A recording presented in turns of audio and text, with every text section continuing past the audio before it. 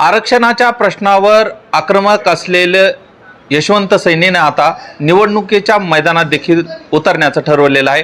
6 मतदारसंघामध्ये यशवंत सैनीने आपले उमेदवार आज घोषित केलेले आहेत। कुठल्या उमेदवार त्यांनी घोषित केलेले आहेत मतदारसंघातले आणि काय तिथले समीकरण आहेत जाणून घेऊया। यशवंत सैनीच्या वतीने आज कुठं उमेदवार घोषित करण्यात आलेले आणि काय नेमकं धनगर समाजाचे तिथं समीकरण आहेत। आज पहिली उमेदवारी आम्ही सोलापूर या ठिकाणी घोषित करतोय। सोलापूरमध्ये संजय दत्तात्रय क्षीरसागर जे भारतीय जनता पक्षामधून 2 वेळा त्यांनी विधानसभा मोहोळची लढवलेली आहे।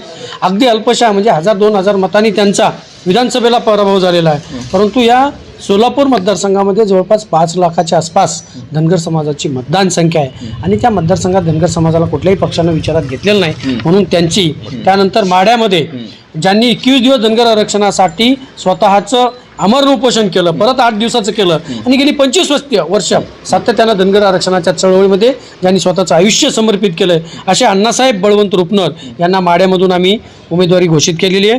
रावेरमधून यशवंत सेनेचे प्रदेश उपाध्यक्ष समाधान बाजीराव पाटील यांची उमेदवारी मी घोषित करतोय। माढ्यामध्ये जवळपास 6 ते 6.5 लाख मतदान हे धनगर समाजाचं आहे। रावेरमध्ये जवळपास 3 ते 3.5 लाख मतदान जळगाव जिल्ह्यामध्ये लोकसभेला आहे, तिथे समाधान पाटलाची उमेदवारी जाहीर करतोय।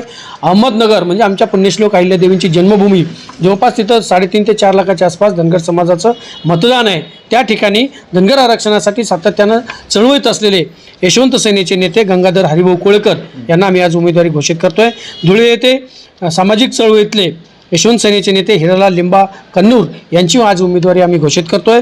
कोल्हापूरमधून आज पहिल्यांदाच आम्ही ओबीसी बांधवांना जे सुतार समाजाचे नेते आहेत, यशवंत सेनेचे नेते आहेत, त्यांना आम्ही उमेदवारी आज घोषित केली। आज 6 उमेदवार तुम्ही घोषित केलेले आहेत। पुढचा काय नेमका प्लॅन आहे? किती उमेदवार महाराष्ट्रभरात तुम्ही देणार आहात? येणाऱ्या काळामध्ये जवळपास राहिलेल्या सगळ्याच लोकसभेमध्ये उमेदवारी आम्ही लवकरात लवकर, आज हा पहिला टप्पा आहे, आणखीन 2 दिवसानंतर आम्ही दुसरा टप्पा आणि 3 टप्प्यामध्ये राज्यातल्या राहिलेल्या सगळ्या लोकसभा निवडणूक लढवण्याचा निर्णय यशवंत सेनेच्या कोर कमिटीने आता घेतलेला आहे। परंपरागत जे आहे तो भाजपचा वोटर मानला जातो धनगर समाजाचा आणि यशवंत सैना धनगर समाजाच्या आरक्षणाच्या असेल किंवा इतर प्रश्नावर काम करते, हा थेट तोटा आहे असं वाटत नाही?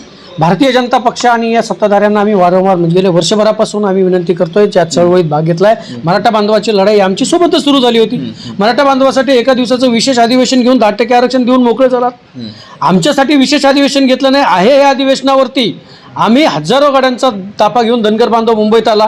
आमच्या आरक्षणावरती चकार शब्द सुद्धा तुम्ही अधिवेशनात काढला नाही। म्हणजे धनगर समाजावरती अन्याय, धनगर समाजाचा द्वेष, धनगर समाजाचा तिरस्कार हे सगळेच पक्ष करतात। मग यांना मतदान देऊन आमच्या हातात काय राहणार आहे? आमचे प्रश्न मांडण्यासाठी गेल्या 5 वर्षामध्ये जेवढे खासदार आहेत त्यांनी एकानेही मांडला नाही, फक्त MIMचे सोडले तर। मग आमचे प्रश्न आमच्याच सभागृहात सोडवण्यासाठी आता धनगर समाजाने यशवंत सेनेवर प्रेशर केलं आणि उमेदवारी घोषित करण्यास आम्हाला भाग पडला। अनेक उमेदवार दिले आहेत, काय पुढची रणनीती असणार आहे? आता थेट निवडणुकीच्या रणांगणातून शिंक फुंकलं जाणार आहे? एक तर रस्त्यावरती लढाई लढून झाली, समाजाच्या कुठल्याही प्रश्नाकडे या सरकारने किंवा विरोधकांनी दोघांनी लक्ष दिलं नाहीये आणि म्हणून मग आता विधिमंडळामध्ये संसदेमध्ये या समाजाचा प्रयत्न गेलं पाहिजे, आवाज उठला पाहिजे आणि म्हणून मग त्याच्या निषेधार्थ या सगळ्या गोष्टींसाठी यशवंत सेना आता या रणांगणात उतरले आहे आणि तिथे निश्चितपणे त्याचा ताकद दाखवून देईल। यशवंत सैनीने आज 6 उमेदवार या ठिकाणी उतरवलेले आहेत।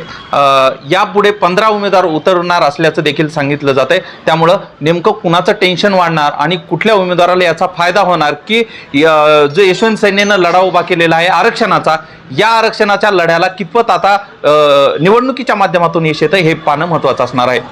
विष्णू बुर्गे, G24 तास, बीड।